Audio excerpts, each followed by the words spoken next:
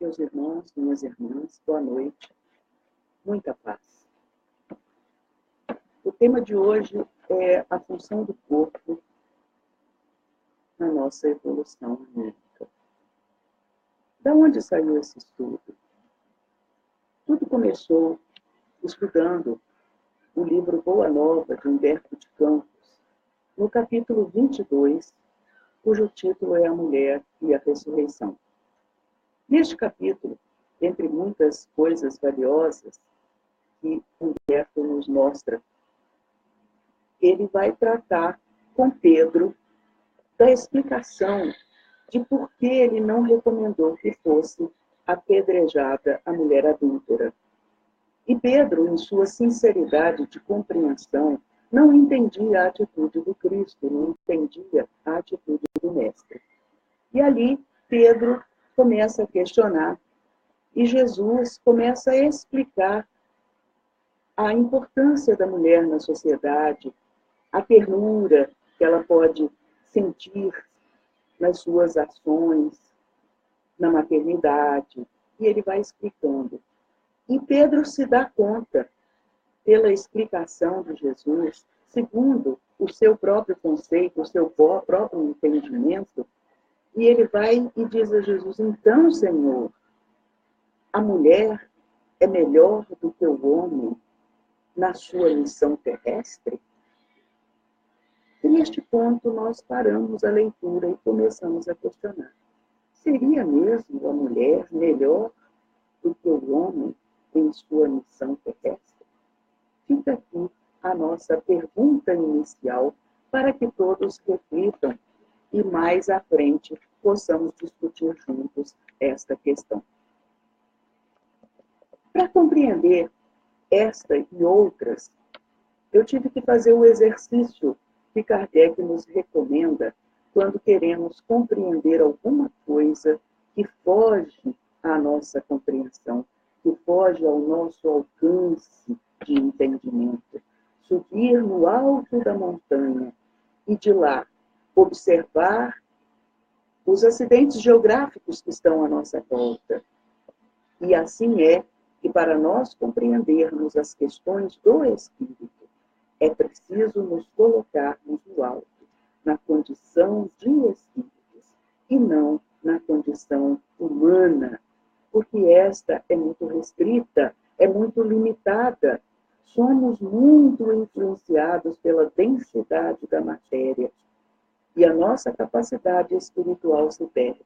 Então, para compreender as coisas do espírito, é preciso que nos coloquemos no alto, como diz Kardec, no alto da montanha.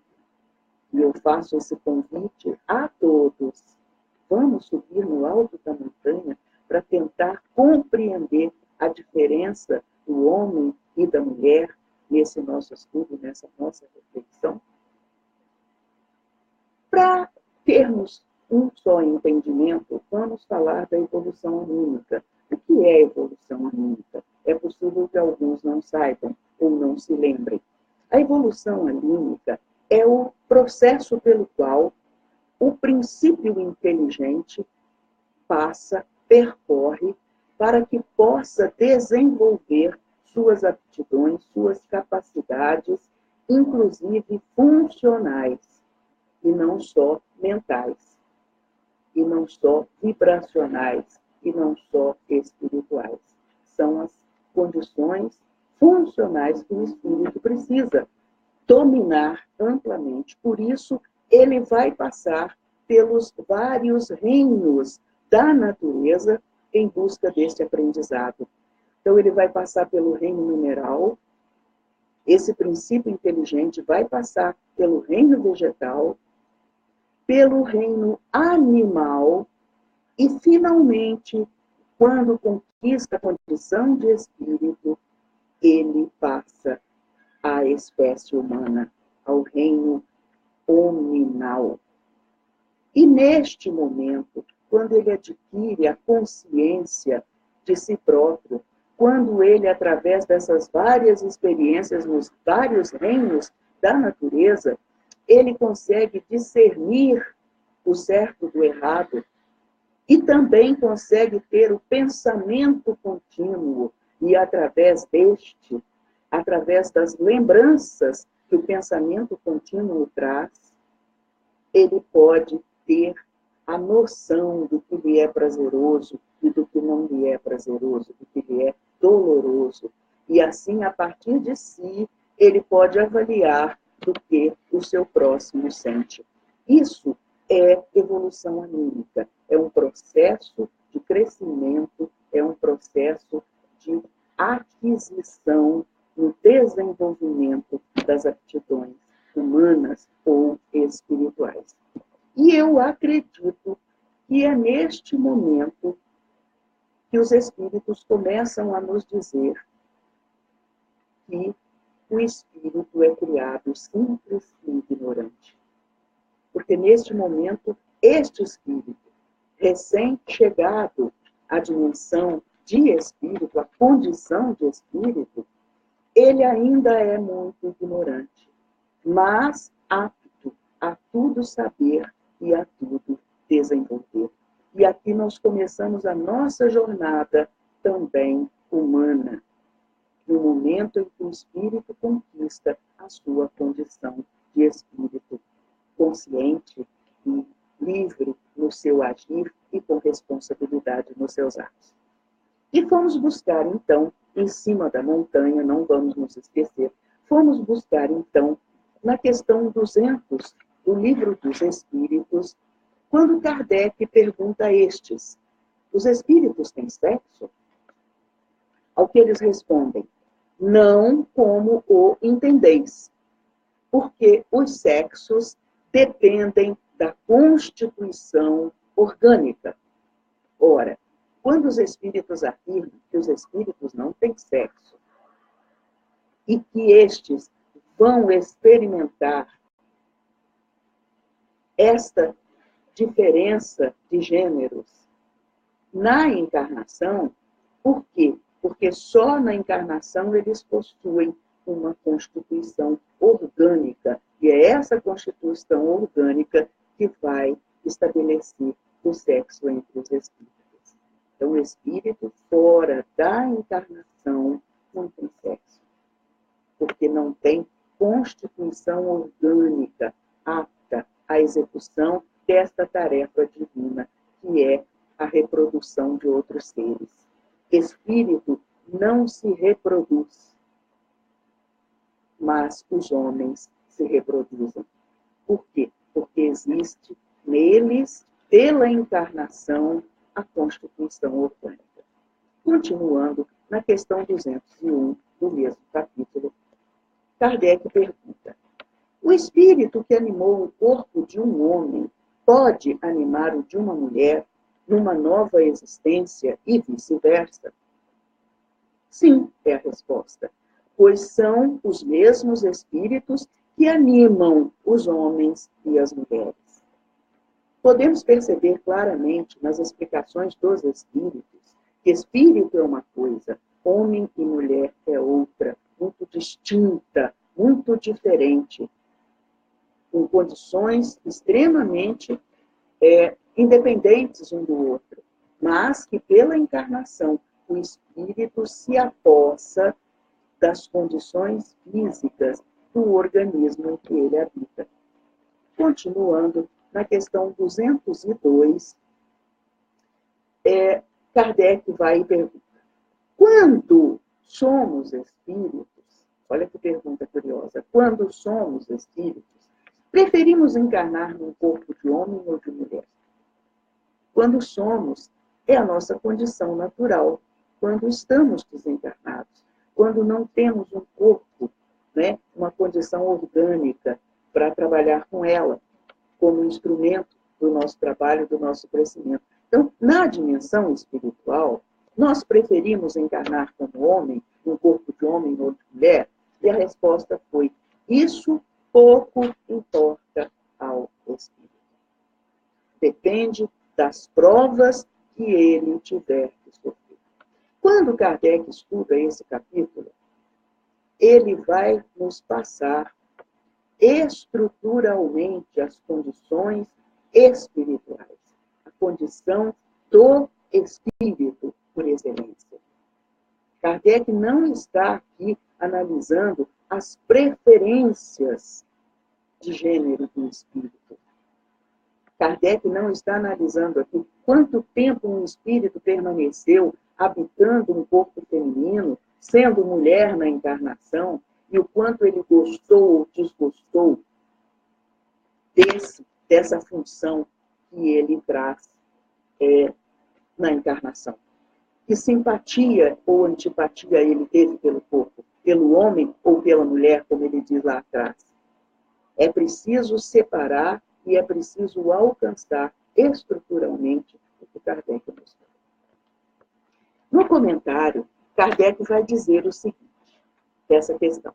Os espíritos encarnam-se homens ou mulheres porque não têm sexo.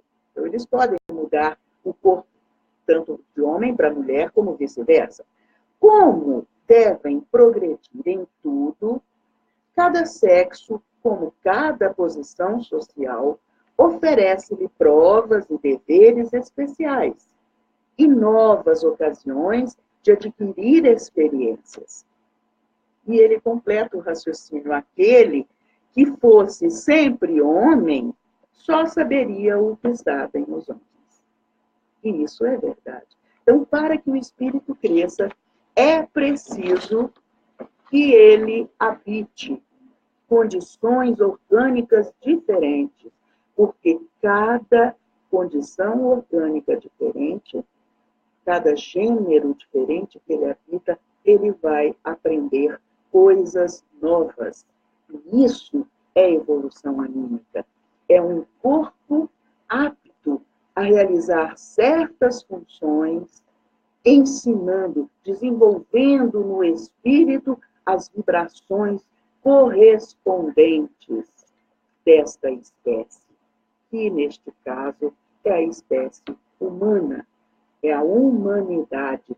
O espírito, portanto, passa por vários estágios em a natureza e, por último, na mais perfeita variedade, na mais perfeita natureza dos reinos que ele habita, que é a humanidade. É a condição mais perfeita que ele pode desejar, que ele pode almejar para que ele desenvolva plenamente todas as suas capacidades humanas até que ele consiga passar para uma nova fase evolutiva. Então, este espírito sairá da condição humana e vai entrar para qual condição? A condição espiritual. Depois, no estágio humanidade. Depois de completar todo esse aprendizado, que é enorme, que nós não sabemos medir, vai demorar ainda muito tempo para nós percorrermos todo o caminho que a humanidade pode nos ensinar a nós, espíritos. Aí sim, nós entraremos na condição de espíritos, na condição espiritual. E lá a gente não sabe aferir, a gente não tem condição de aprender o que é que nós vamos aprender ainda. Nós não temos condição de entendimento. Na questão 372A do Livro dos Espíritos, Kardec vai tratar da influência dos órgãos no espírito que naquele corpo está habitando. Ele diz o seguinte: os órgãos têm uma influência muito grande sobre a manifestação das faculdades. Ora, o espírito traz faculdades, o espírito tem vontade, o espírito, ele deseja as coisas, ele traz as suas tendências naturais pela simpatia ou antipatia das coisas que ele gosta ou desgosta. Então, é a manifestação das faculdades que vai que vai necessitar de um órgão apto para que essas faculdades se manifestem. Se não houver um órgão apto, ele não poderá se manifestar em plenitude. Na 375, Kardec continua. Impressionado, o espírito, claro, pela alteração dos órgãos, pelos quais se manifesta e recebe as suas impressões, o espírito reage. Então, de acordo com o instrumento de que ele dispõe, seja homem ou mulher, aquele espírito vai tentar se adequar àquelas condições que aquele corpo lhe dá, que aquele corpo lhe permite. Então, nós vamos ver, de ordem geral, que nenhum espírito, ao ser criado, ele nasce homem ou mulher. Em sua origem, espírito é simplesmente espírito. É uma inteligência que não tem caracterização de gênero. Ele simplesmente é um espírito. E quando ele encarna num homem ou numa mulher, como diz Kardec, ele vai ter deste corpo masculino ou feminino as funções que este corpo lhe passa. Quais seriam as funções do corpo masculino? Isso é regra geral. É claro que, dependendo da evolução do espírito, ele vai agir e reagir de forma muito diferente no corpo do qual ele dispõe, onde ele se encontra numa encarnação inteira para realizar o seu aprendizado. Então, no corpo masculino, de ordem geral, como função deste corpo, o espírito vai ter realizações do mundo exterior. O que isso quer dizer? O mundo exterior são os estímulos que vêm de fora. Então, de acordo com estes estímulos, ele vai ser corajoso, é a coragem, ele vai ter um rápido poder de decisão, ele pode ter impulsos heróicos, ele pode também ter sentimentos de proteção à família e aos mais fracos, porque este corpo que ele habita, o corpo masculino, é dotado de uma força física diferente e de funções específicas. Já no corpo feminino, quais seriam as funções deste corpo feminino, que nós chamamos mulher? Especialmente, ele teria o instinto maternal, que é próprio da espécie humana. Embora as outras espécies mais inferiores também tragam esse instinto maternal, que é próprio da espécie humana. Mas a mulher, essa condição específica, este gênero feminino, tem funções muito próprias e especiais, que geralmente ocorre com realizações do mundo interior.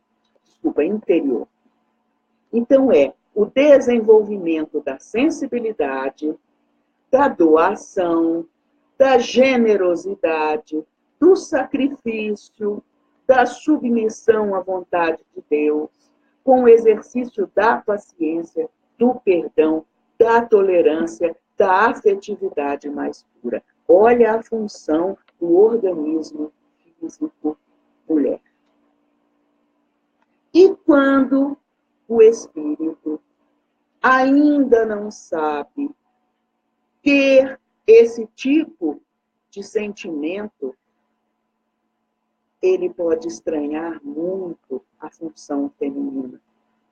Ele pode rejeitar a função feminina, porque o espírito não sabe, ele não nasce homem ou mulher, ele é espírito em aprendizado. Olha a extraordinária evolução anímica deste espírito ao habitar um corpo masculino ou feminino com suas funções específicas. Ora, um corpo feminino obrigatoriamente engravida. Mesmo que o espírito não queira ser generoso, ele é obrigado, ao fazer o sexo, que é uma ação divina, para que a espécie se mantenha. Então, ele faz o sexo e, como consequência, ele aprende a doar de si, porque é o corpo que engravida. E esse espírito é obrigado a carregar um outro ser em seu ventre e a pensar duas vezes, porque ele não só tem que cuidar do seu corpo, como desse novo corpinho que está se formando dentro de si. E ali ele começa a sua caminhada ao sacrifício, que não é uma coisa ruim. Sacrifício, gente, é uma coisa muito boa, porque é fazer o bem, é sair de nós em benefício de algo ou de alguém. Evolução anímica, de espíritos ainda atrasados, mais imperfeitos, com menos experiências, que ao habitar um corpo feminino começa a desenvolver sensibilidade, doação, generosidade. Há que se submeter à lei natural e carregar aquele filho no ventre. Aprende, mesmo sob o protesto, muitas vezes, a tolerância, a afetividade mais pura. Aprende a amar aquele ser que lhe veio do seu ventre e que é tão frágil. Isso não é o espírito que é feminino, não. Isso é a organização humana, como instinto maternal da espécie humana. Isso é evolução anímica. São características do corpo que oferece ao espírito essa enorme possibilidade de aprendizado. Andando mais nessa procura, nessa busca, nós fomos lá no Humberto de Campos, onde tudo começou. Quando ele, explicando a Pedro, ele fala de todas essas características da função da mulher, do homem, não do espírito, da mulher, do homem, onde ele fala que a mulher é superior ao homem na sua missão terrestre. E neste momento nós podemos compreender. Não a mulher como o composto complexo espírito-corpo, mas o corpo efetivamente, o corpo feminino, nas suas funções, ele é superior ao corpo masculino. E isso não depõe em nada ao espírito que ali se encontra. Ao espírito que ali se encontra. Porque aquele corpo realmente é superior em suas funções. Por causa disso, dessas condições das funções masculinas e femininas, Jesus também, sob o olhar de Humberto de Campos, neste capítulo, ele vai colocar uma outra frase bastante polêmica, quando ele diz: o homem é sempre fraco e a mulher sempre sofredora. Ele não está falando desse corpo, deste homem e mulher, ele está falando do espírito que habita esse corpo. Ora, quando um espírito mais imperfeito habita um corpo forte, com um físico apto, rápido, ele não resiste à força deste corpo e lança a mão da força para dominar. Por isso, ele é fraco, e não o corpo, e não o homem. Mas como na encarnação espírito e homem se confundem, espírito e mulher se confundem nas suas funções, nas suas faculdades, estes espíritos vão agir e reagir de acordo com a sua capacidade, com o desenvolvimento espiritual que eles já têm, que eles já realizaram. Então, se eles têm pouco desenvolvimento espiritual, se eles têm pouca moralidade, se eles têm pouca noção do bem proceder, do certo e errado, dos direitos de cada um, ele vai agir de acordo com o corpo que ele dispõe.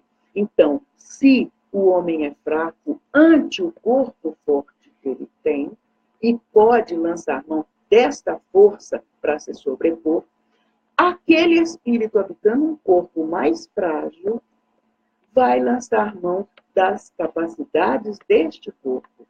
Muitas vezes, a lágrima. Outras vezes, as chantagens emocionais. A forma como o espírito mais imperfeito tem de se sobressair, utilizando a qualquer custo o corpo onde ele esteja habitando naquela encarnação. Então, nós não estamos fazendo apologia da força, nós não estamos fazendo apologia do sacrifício sem validade moral, sem utilidade, sem o bem. Nós estamos explicando como que um espírito reage ao corpo que ele recebe na encarnação. E aí nós vamos ler Primícias do Reino, de Amélia Rodrigues. E lá ela fala uma coisa terrível, que à primeira vista nos parece terrível. Ela diz o seguinte: a arrogância da força muda, a arrogância da fraqueza é mais petulante que a vaidade da força. Olha que frase que a Amélia Rodrigues traz, é uma frase completa. Arrogância da fraqueza.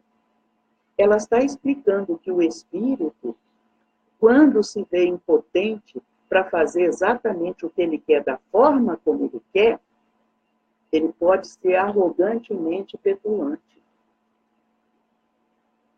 Por exemplo, uma mulher que quer medir força física com um homem, o que ela faz? Vai, bate. Ela é petulante, ela é arrogante. Mas é a mulher que é arrogante? Não, é o espírito que, impossibilitado de enfiar a mão na cara do outro e se sobrepor pela força que ele gostaria, ele não pode, porque ele vai perder, o outro é mais forte, então ele vai e provoca moralmente, emocionalmente, o outro espírito que está habitando um corpo masculino. E aí é onde os grandes desastres acontecem, as grandes tragédias, porque um não respeita o outro e nem a função do corpo onde está habitando. Tá certo? Então nós vamos ver que a força pode ser vaidosa, mas nós temos que prestar atenção na petulância da fraqueza, que ela pode ser petulante também. Na questão 891 do Livro dos Espíritos, nós vamos tratar do instinto maternal.